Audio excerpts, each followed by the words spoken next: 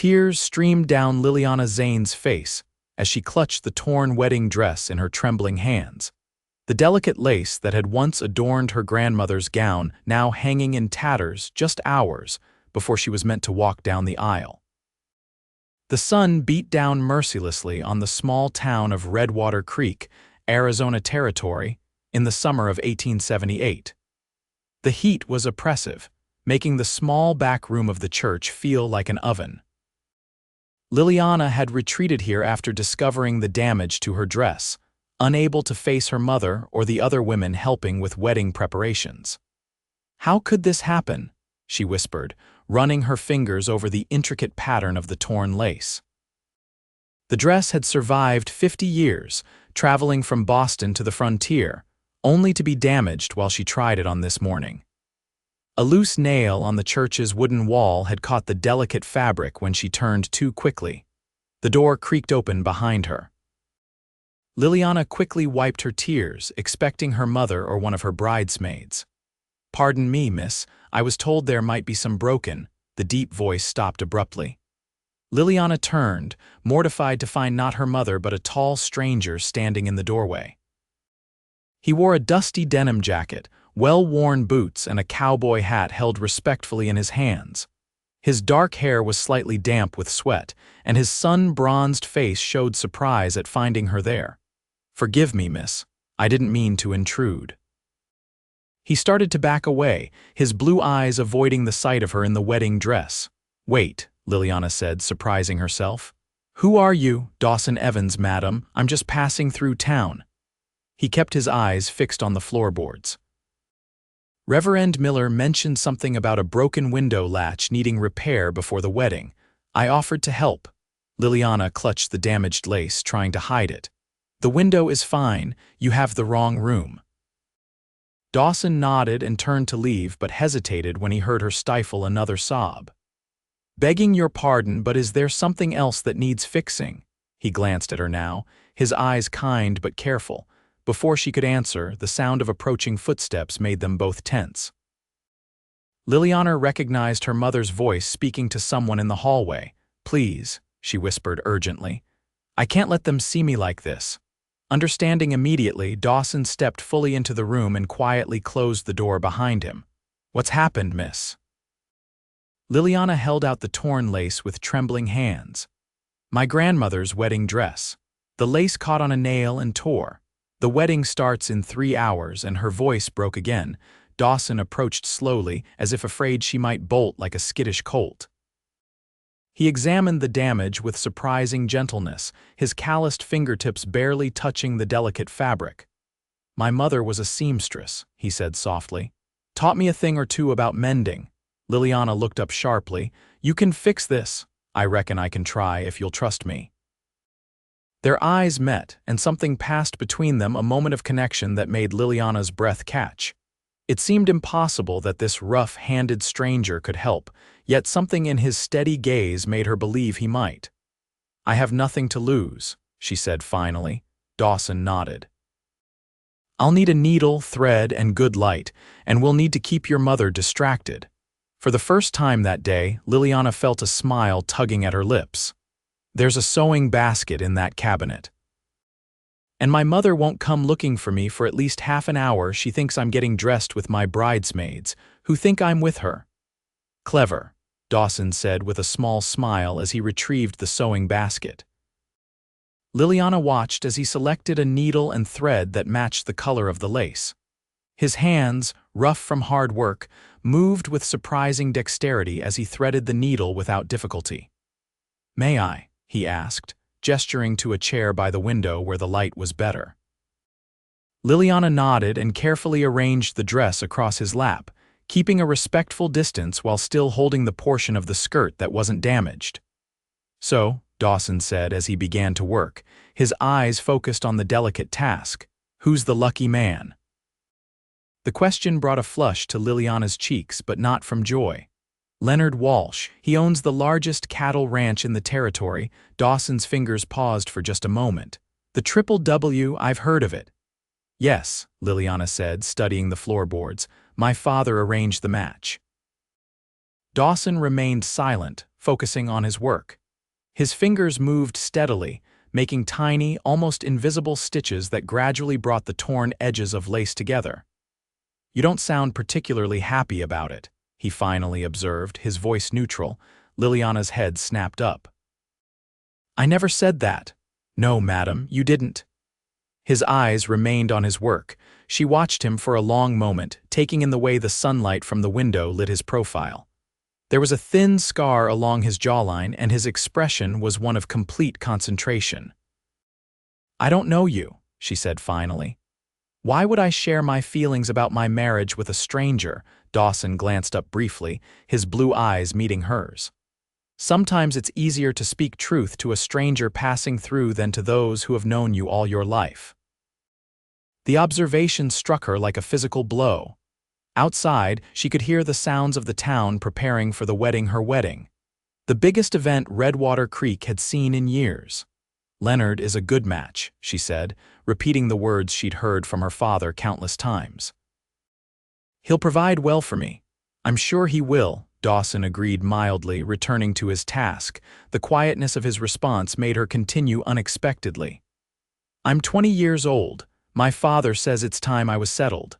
"And what do you say?" Dawson asked, his voice soft. The question hung in the air between them. No one had asked her that before, not her father, not her mother, not even her closest friends. "I say." She hesitated, then the words tumbled out. "I say I wanted more than to be passed from my father's house to my husband's without ever seeing anything of the world. I wanted adventure. I wanted to choose." Dawson nodded, his expression thoughtful as he continued his meticulous work. "The West is full of women who came out here seeking exactly that, not an easy life but their own."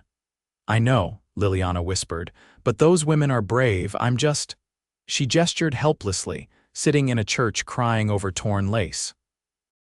His eyes crinkled slightly at the corners, softening the words. Despite herself, Liliana laughed a small, surprised sound. "Yes, exactly that.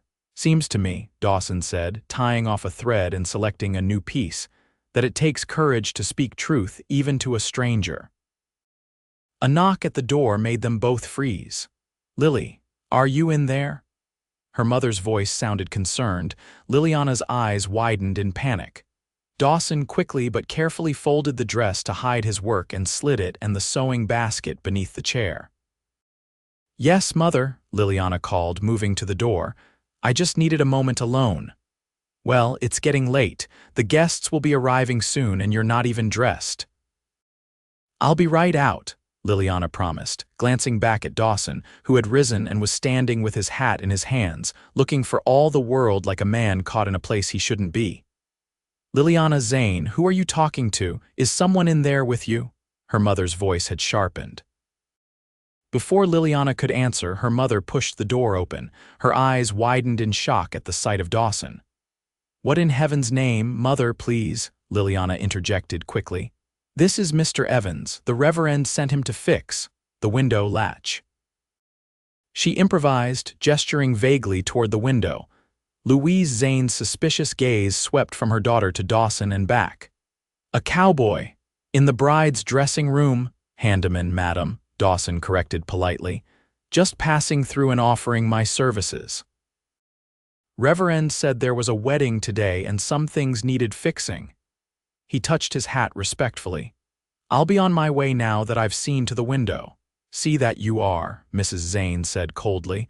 "Liliana, come with me this instant." "The bridesmaids are waiting and we've less than 2 hours now." Liliana cast a desperate glance at the half-repaired dress hidden beneath the chair. "Mother, I need another moment, please." Mrs. Zane's expression softened slightly. "Wedding nerves, I understand, but don't dally, dear."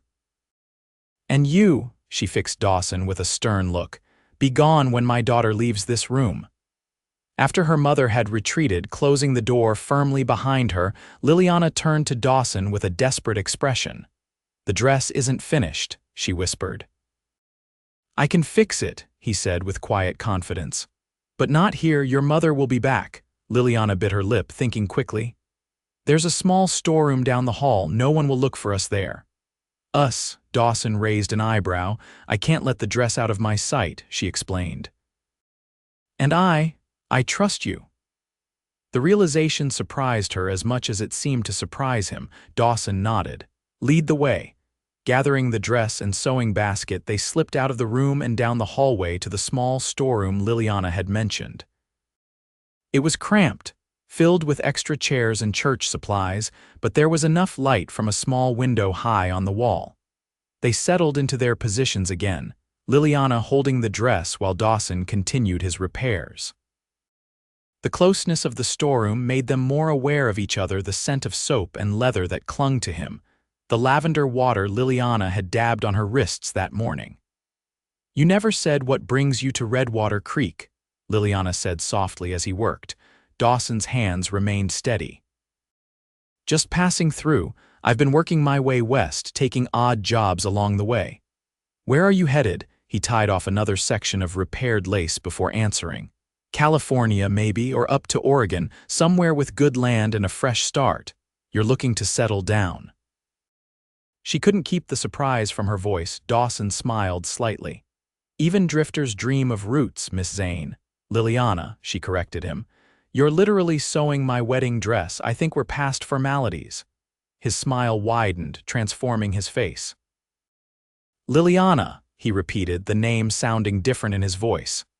Have you ever been married, Mr. Evans? Dawson, he returned, mimicking her tone. And no, came close once back in Missouri.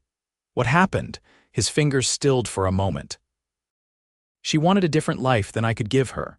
Her father owned the general store. I was a ranch hand with big dreams and empty pockets.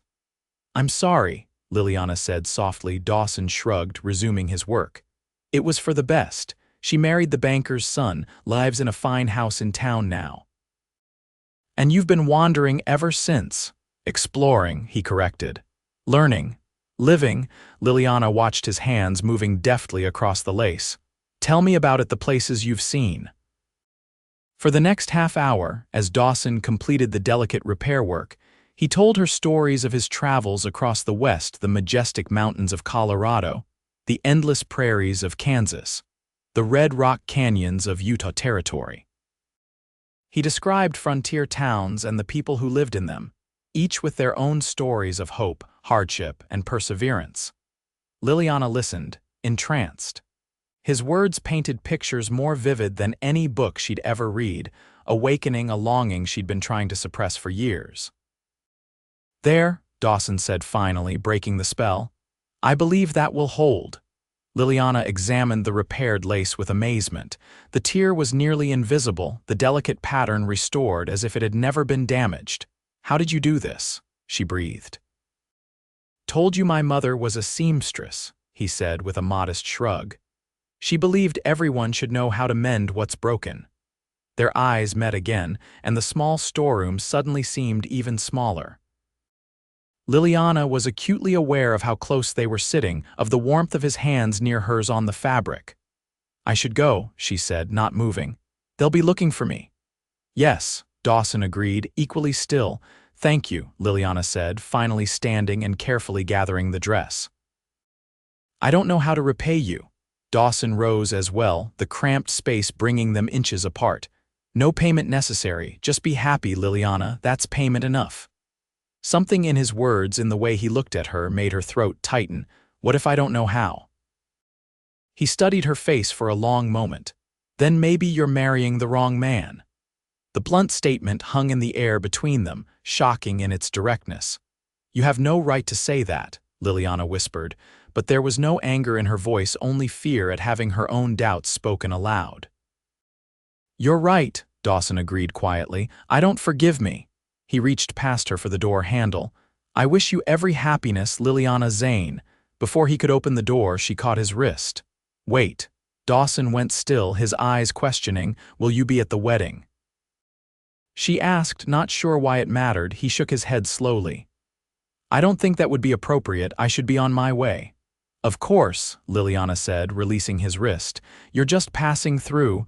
That's right. His voice was gentle.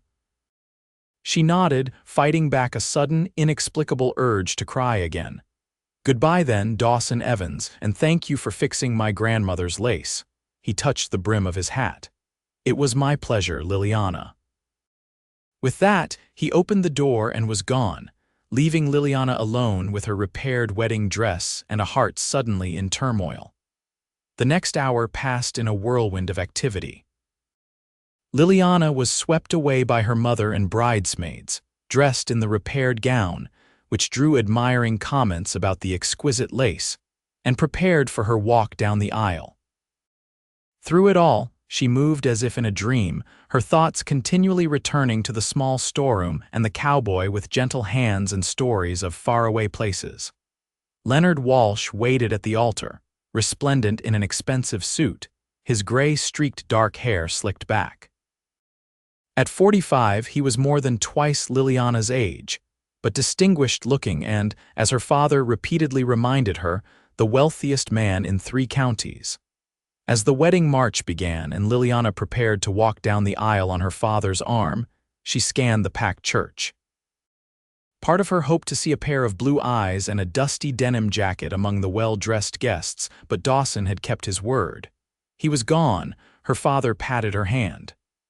"Ready, Lily? Walsh is a good man. He'll take care of you." Liliana nodded automatically, but as they took the first step down the aisle, the weight of what she was doing suddenly hit her with full force. This wasn't just a wedding, it was the rest of her life. A life with a man she respected but did not love, in a fine house that would be as much a cage as a home. They were halfway down the aisle when Liliana stopped walking. "Lily," her father whispered, tugging gently at her arm. "I can't," she whispered back, her eyes fixed on Leonard's increasingly concerned expression at the altar. "What do you mean you can't?" Her father's whisper became more urgent as the guests began to murmur. "Of course you can, one foot in front of the other." Liliana shook her head, tears filling her eyes. "No, father, I mean I can't marry him." Before her father could respond, Liliana gathered her skirts, turned, and ran back up the aisle and out of the church, leaving shocked gasps and confused exclamations in her wake. The bright sunlight outside momentarily blinded her. She had no plan, no destination, only the certainty that she couldn't go through with the wedding. She ran down the church steps and along the main street of Redwater Creek, aware of the spectacle she was creating but unable to stop. She reached the edge of town before she heard the sound of approaching hoofbeats. Turning, she expected to see her father or Leonard pursuing her. Instead, she saw Dawson Evans on horseback, leading a pack horse, clearly on his way out of town. He reined in sharply when he saw her, his expression changing from surprise to concern. "Liliana, what are you doing here? The wedding, there is no wedding," she said, trying to catch her breath. "At least, not today." He dismounted slowly, as if afraid any sudden movement might frighten her. "What happened?" "I couldn't do it," she said simply. "I got halfway down the aisle and realized I was walking toward the wrong future." Dawson's expression remained carefully neutral. "Your family will be looking for you, I know." She glanced back toward town, where she could already see people spilling out of the church, some pointing in her direction.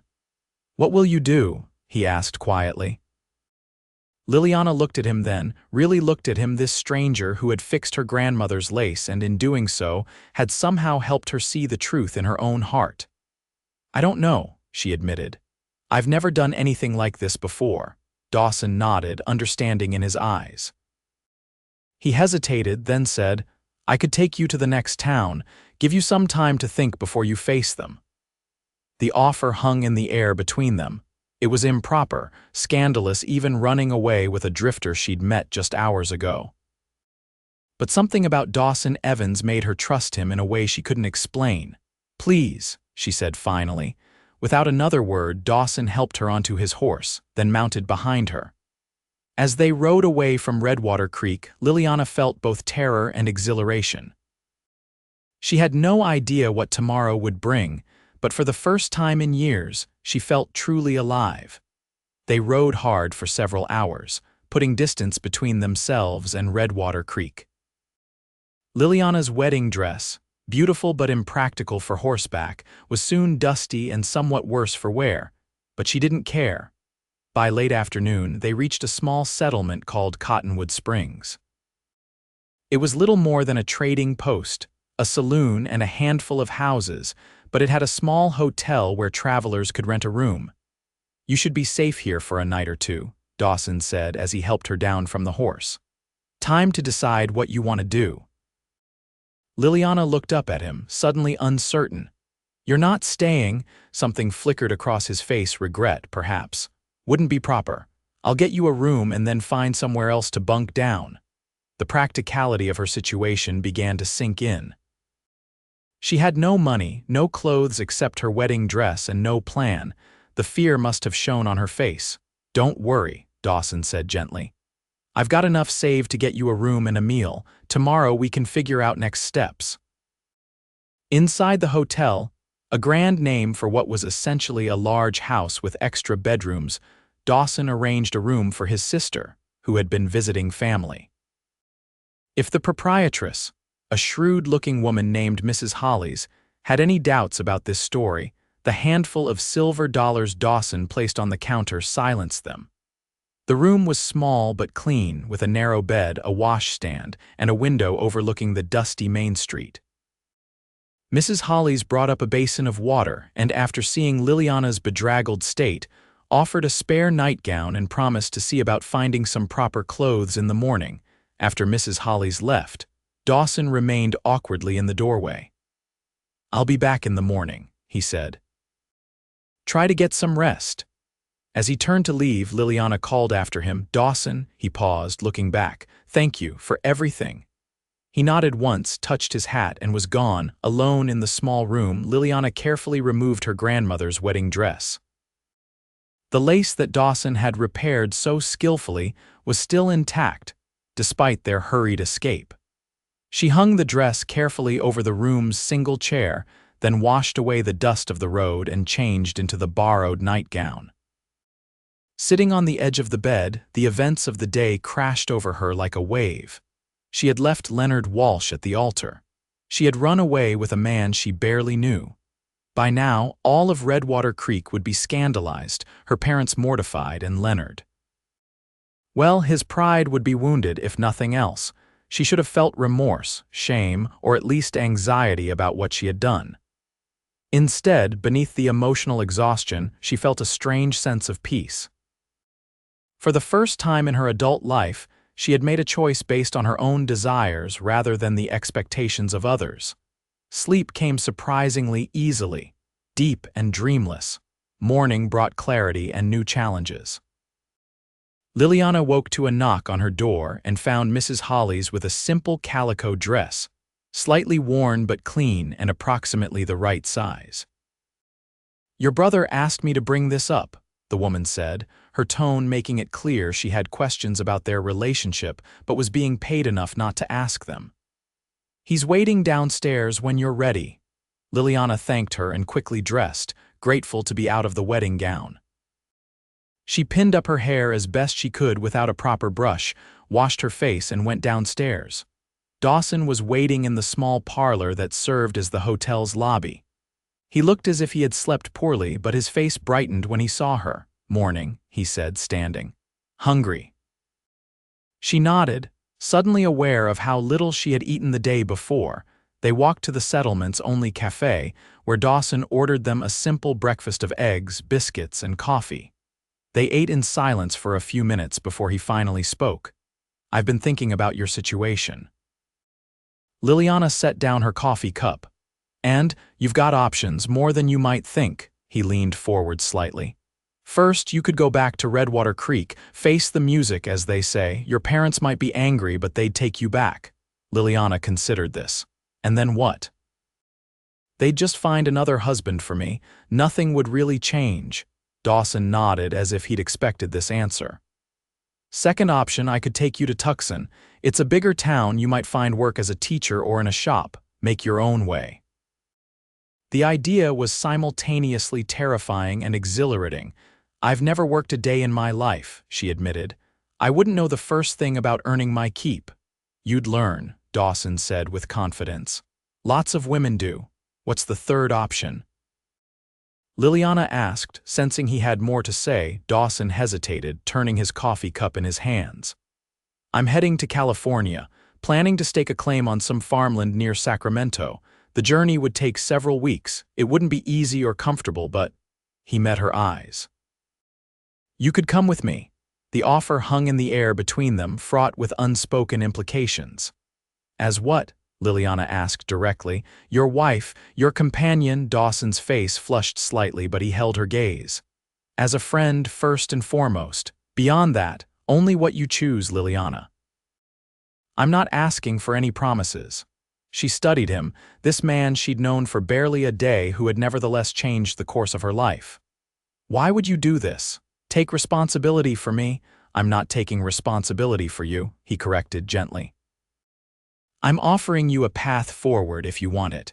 The responsibility for your life is yours alone. His words struck her deeply. All her life, responsibility for her had passed from her parents to what would have been her husband.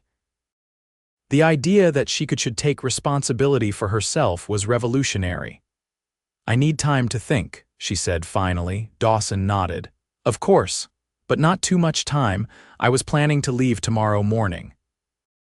After breakfast, Liliana walked alone through the small settlement, considering her options.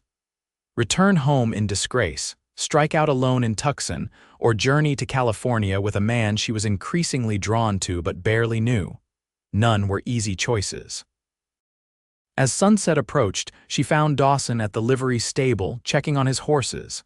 He looked up as she approached, his expression questioning but patient. I've made my decision, Liliana said without preamble, and I want to go with you to California. The words felt right as she spoke them. Not as your wife or anything else, just as someone finding her own way, same as you. Relief and something else, happiness, perhaps spread across Dawson's face. It won't be an easy journey, I know, she said, but I think it's the right one. The next morning, they set out at dawn. Dawson had used some of his savings to purchase supplies and a sturdy mare for Liliana to ride. Her wedding dress, carefully folded and wrapped in brown paper, was tucked into one of the saddlebags, a reminder of the life she was leaving behind. The journey west was everything Dawson had warned it would be: challenging, uncomfortable, and at times dangerous. They crossed deserts where the heat was so intense Liliana thought they might perish. They navigated mountain passes where one misstep could mean disaster. They faced storms, shortages, and the suspicious eyes of strangers who wondered about their relationship. Through it all, they maintained the boundaries they had established that first day. Dawson was unfailingly respectful, sleeping apart from her around their campfire, teaching her the skills she needed to survive on the trail, and never presuming more than friendship. But as the weeks passed, and they shared hardships, stories, and occasional moments of surprising beauty and joy, something inevitable grew between them. Liliana found herself watching Dawson as he set up camp, admiring the strength in his hands that could both repair delicate lace and build a fire in pouring rain. She came to treasure their conversations under the stars, learning about his childhood in Missouri, his dreams for the future, his beliefs about what made a life worth living. For his part, Dawson never pushed for more than she offered, but Liliana sometimes caught him watching her with a look that made her heart beat faster. When he helped her onto her horse or steadied her as they crossed a stream, his touch lingered a moment longer than necessary. By the time they reached the lush valleys of Northern California, nearly 2 months after leaving Cottonwood Springs, Liliana barely recognized the sheltered young woman who had once sat crying over torn lace. Her skin was sun-browned, her hands calloused from work, and her spirit stronger than she had ever imagined it could be. The land near Sacramento was everything Dawson had hoped for: fertile soil, abundant water, and the promise of a new beginning.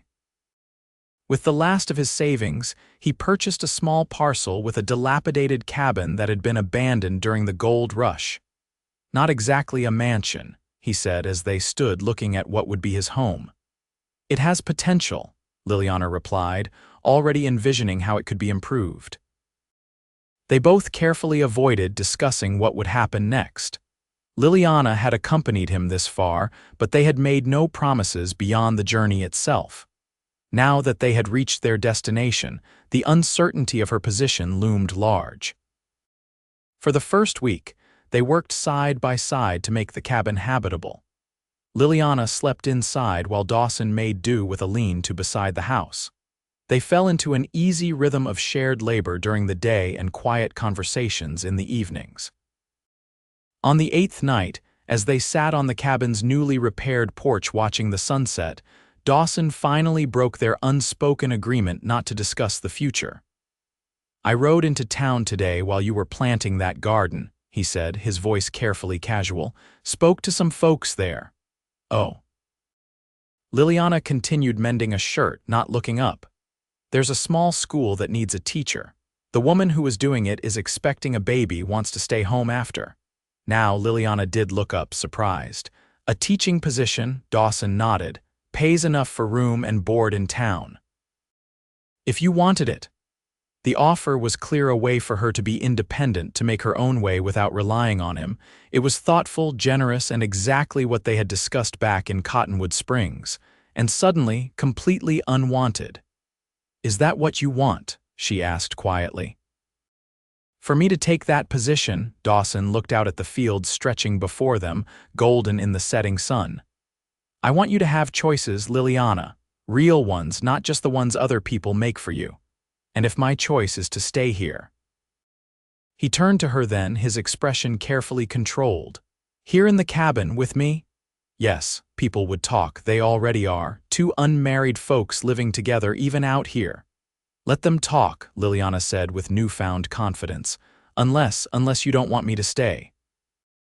Dawson set down the piece of wood he'd been whittling and moved to kneel in front of her chair, taking her hands in his. "I've wanted you to stay since the moment you ran out of that church in your grandmother's wedding dress. But I needed to be sure it was what you wanted too, not just what seemed safest or easiest." Liliana squeezed his hands. "There's nothing safe or easy about choosing you, Dawson Evans. You're a man who repairs wedding dresses only to help the bride run away. You're a drifter trying to put down roots. You're the most infuriating, honorable, complicated man I've ever known." A slow smile spread across his face. "Is that a yes? To what? You haven't asked me anything yet." His smile widened as he reached into his pocket and pulled out a simple gold band. "Bought this in town today too. Was hoping I might find the courage to ask you properly." Liliana's breath caught. "Dawson. Liliana Zane, would you do me the honor of becoming my wife? Not because your father arranged it or because society expects it, but because somewhere between fixing your grandmother's lace and building this porch, we found something worth holding on to." Tears filled Liliana's eyes, but unlike those she'd shed in the church back in Redwater Creek, these were tears of joy. "Yes," she whispered. "Yes, I will marry you." Dawson slipped the ring onto her finger, then pulled her into his arms for their first kiss, sweet and tender at first, then deepening with all the unspoken longing of their months together. When they finally broke apart, breathless and smiling, Liliana rested her forehead against his. "Do you think we're crazy, getting married after everything?" Dawson tucked a strand of hair behind her ear. "Maybe, but I'd rather be crazy with you than sensible with anyone else." They were married 2 weeks later in the small church in town with only a few neighbors as witnesses. Liliana wore a simple blue dress rather than her grandmother's gown, though she had carefully removed the repaired lace and fashioned it into a small pouch that held the gold ring Dawson placed on her finger. As they exchanged vows, Liliana thought about the twisting path that had led her to this moment, how one torn piece of lace and the kindness of a stranger had changed everything. She had run away from a marriage of convenience only to find love in the most unexpected place. Later, as they danced under the stars on their cabin porch, Dawson pulled her close and whispered, "No regrets." Liliana looked up at the man who had first shown her what courage looked like and then given her space to find her own. "Only that I didn't run sooner," she replied, and pulled him down for a kiss that promised a lifetime of adventures together.